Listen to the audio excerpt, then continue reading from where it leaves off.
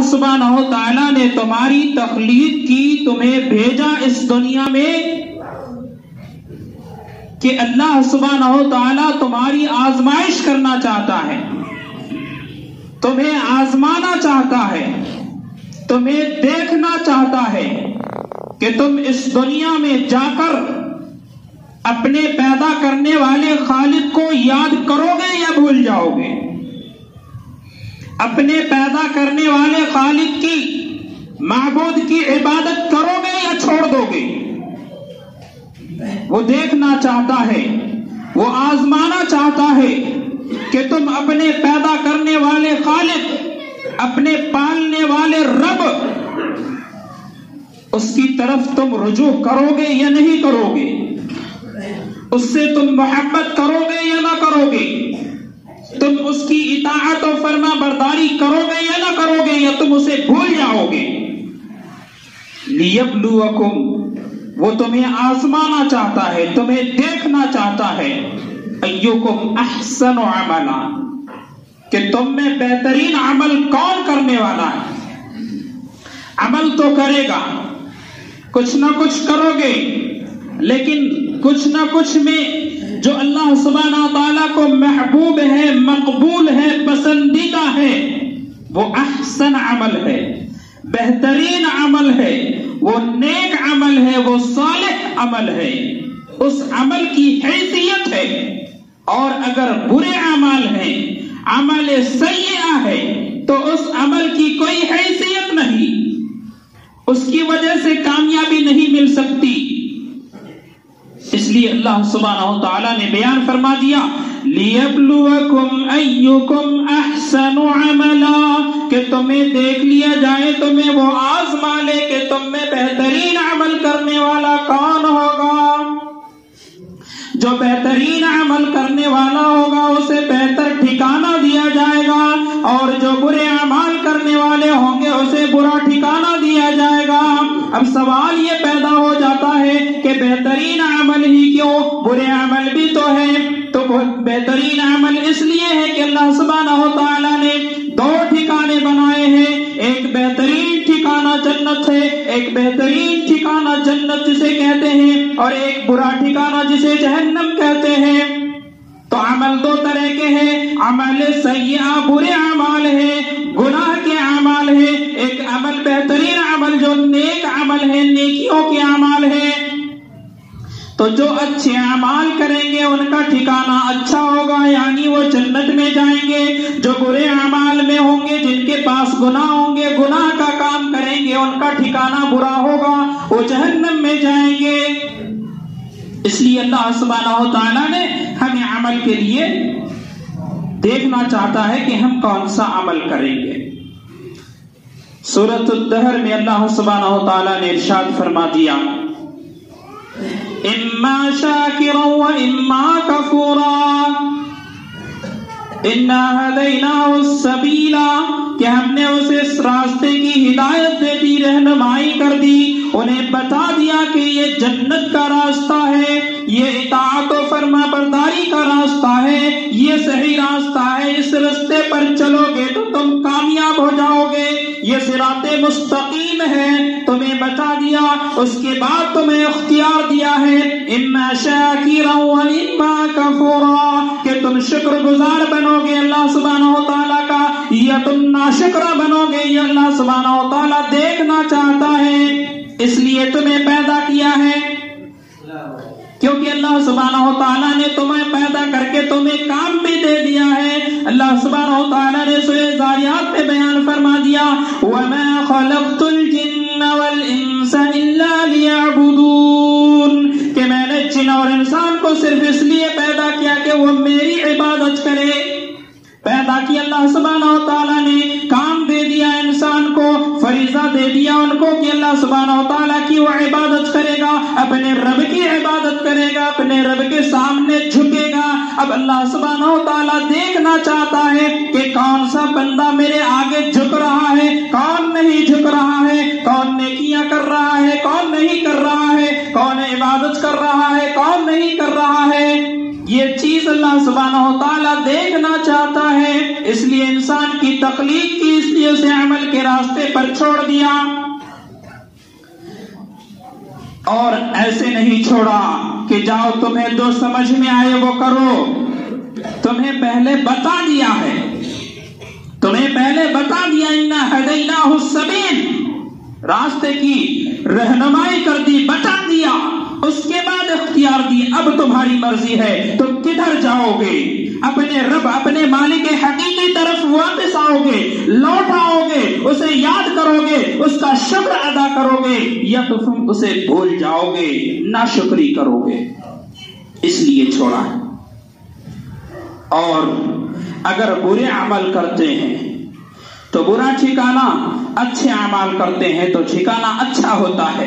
اللہ سبحانہ و تعالیٰ نے ارشاد فرمایا من عمل صالحا من ذکر او انثی، کہ جو شخص نیک عمل کرے گا چاہے وہ مرد ہو یا عورت ہو، وہو مؤمن، اور وہ ایمان والا ہے، مومن ہے، فلنحینہ حیاتا طیبہ،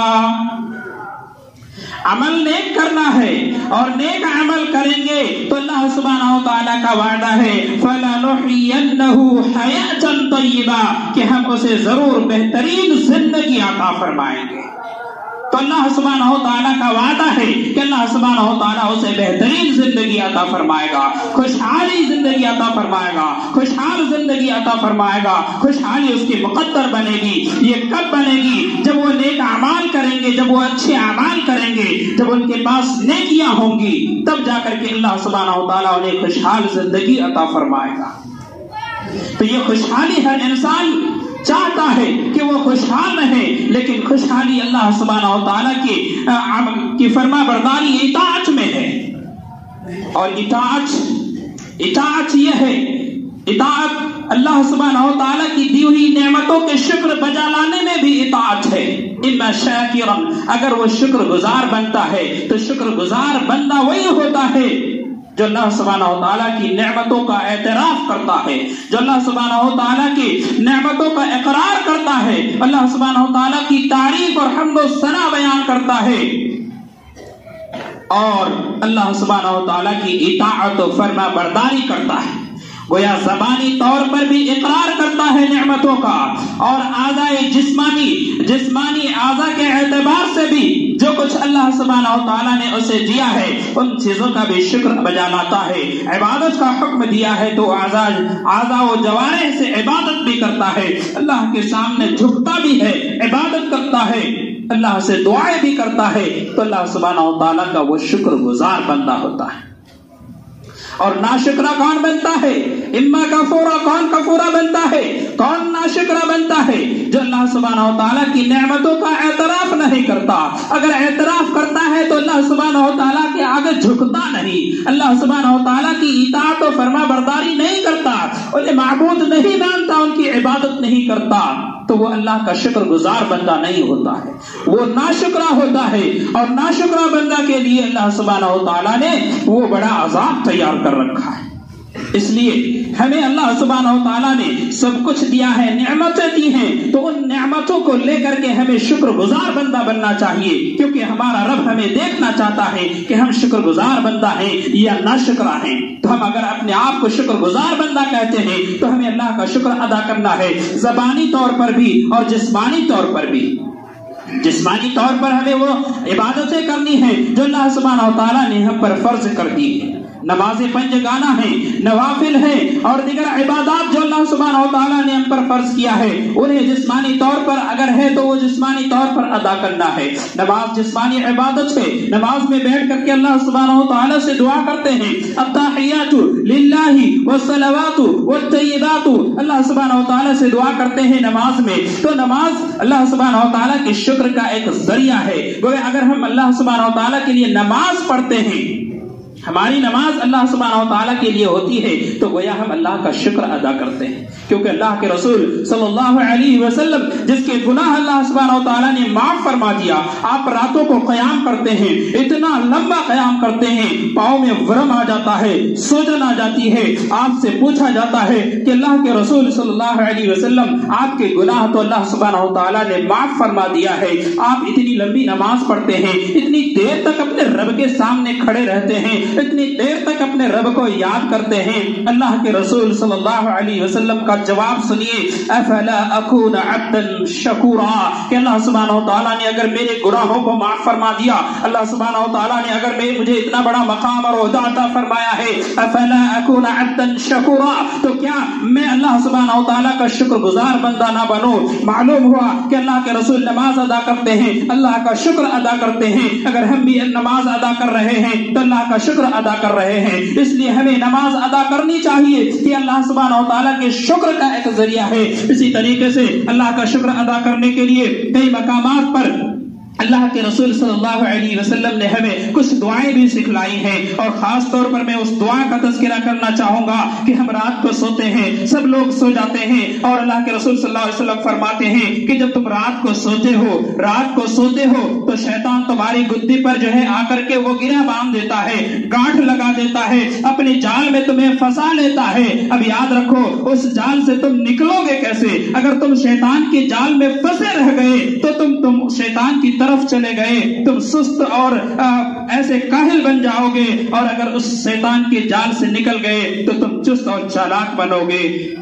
تو سب کوئی سوتا ہے اور سونے کے بعد وہ شیطان جال میں پھنسا لیتا ہے۔ اللہ کے رسول صلی اللہ علیہ وسلم نے ہمیں بتلایا، منتر بتایا ہے، طریقہ بتایا ہے کہ شیطان کے اس جال سے نکلو، اور کیسے نکلو گے؟ آپ صلی اللہ علیہ وسلم نے بیان فرمایا کہ اگر تم کیا کرتے ہو، رات کو اٹھتے ہو، رات کو جاگتے ہو، صبح کی نماز کے لیے بیدار ہوتے ہو، رات کی نماز کے لیے بیدار ہوتے ہو، اور بیدار ہونے کے بعد اللہ کا شکر ادا کرتے ہو، اللہ کی حمد بیان کرتے ہو، تو شیطان نے جو گاٹھ لگایا وہ گاٹھ ختم، 3 گاٹھ لگایا تھا، 1 گاٹھ ختم۔ کیا تحمید ہے، کیا شکر ہے، کس طریقے سے ادا کرتے ہو؟ اللہ کے رسول صلی اللہ علیہ وسلم نے ہمیں دعا سکھلا دی کہ جب تم رات کو نیند میں سونے کے بعد تم نیند سے اٹھو، بیدار ہو، جاگ جاؤ تو اللہ کی تعریف بیان کرو، کہو الحمدللہ الذی احیانا بعدما اماتنا والیہ النشور، کہ تمام تعریفیں اس اللہ رب العالمین کے لیے ہے جس نے ہمیں زندہ کیا، احیانا زندہ کر دیا، بعدما اماتنا بعد اس کے کہ ہمیں موت دے دیا تھا۔ اللہ سبحانہ و تعالیٰ نے ہمیں موت دے دیا اور موت کے بعد اب ہمیں زندہ کیا، وَإِلَيْهِ النُّشُورُ، اور اسی کی طرف ہمیں لوٹ کر جانا ہے۔ یہاں ایک بات اور غور کرنے کی ہے کہ یہ موت گویا ہم نیند میں جو چلے گئے، موت مر گئے، موت صغیرہ چھوٹی موت میں ہم چلے گئے، مر گئے، اس لیے ہم دعا کرتے ہیں الحمدللہ الذی احیانا بعدما اماتنا، کہ اللہ سبحانہ و تعالی ہمیں موت کے بعد زندہ کر دیا، اس لیے اللہ سبحانہ و تعالی کی تمام تعریفیں ہیں۔ تو اس طریقے سے ہم اللہ سبحانہ و تعالی کا شکر ادا کر سکتے ہیں، اس لیے ہمیں سو کر اٹھنے کے بعد یہ کلمات کہنی چاہیے۔ اللہ سبحانہ و تعالی ہم سب کو شکر ادا کرنے کی توفیق عطا فرما، آمین۔ اقول قولی ھذا استغفر اللہ لی ولکم ولسائر المسلمین۔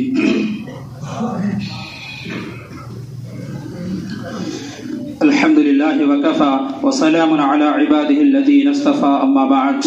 تو اس حدیث کو مکمل کر کے خطاب ختم کروں گا کہ اللہ کے رسول نے 3 منتر بتائے ہیں۔ پہلا منتر یہ تھا کہ دعا پڑھ لی، نیند سے بیدار ہونے کے بعد دعا پڑھ لی، 1 منتر ختم، 1 گاٹھ کھل گئی۔ اور دوسرا کیا؟ وضو بنایا، وضو بنانے کے بعد دوسرا ختم، اور اسی طریقے سے وضو کے بعد نماز پڑھ لی۔ یہ 3 کام کیا، رات کو بیدار ہوا اور وضو بنائی، پھر نماز پڑھی، یہ 3 کام کیا تو شیطان نے جو 3 گاٹھ لگائے تھے وہ تینوں ختم۔ अब ये क्या शैतान के जाल से हम निकल गए।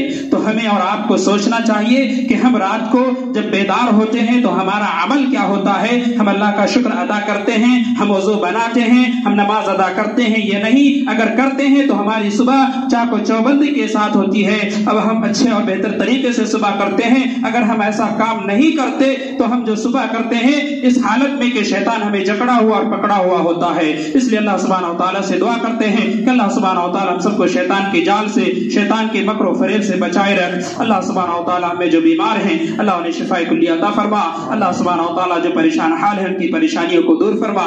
अल्लाह सुब्हानहू व तआला जो इस दुनिया से रुखसत हो चुके हैं अल्लाह सुब्हानहू व तआला उनके साथ रहम व करम का मामिला फरमा। अल्लाह सुब्हानहू व तआला जो हम लोग जिंदा हैं अल्लाह उनकी हम सब की हालत को तंदुरुस्ती और बेहतर बना दे। अल्लाह सुब्हानहू व तआला हम सबको जब तक जिंदा रख, ईमान और इस्लाम की हालत में जिंदा रख, जब हमारा खात्मा हो तो ईमान की हालत में हो। आमीन। अक़ूलु क़ौली हाज़ा अस्तग़फ़िरुल्लाह ली व लकुम व लिसाइरिल मुस्लिमीन। सुब्हानक रब्बिल इज़्ज़ति अम्मा यसिफ़ून व सलामुन अलल मुरसलीन वल्हम्दुलिल्लाहि रब्बिल आलमीन।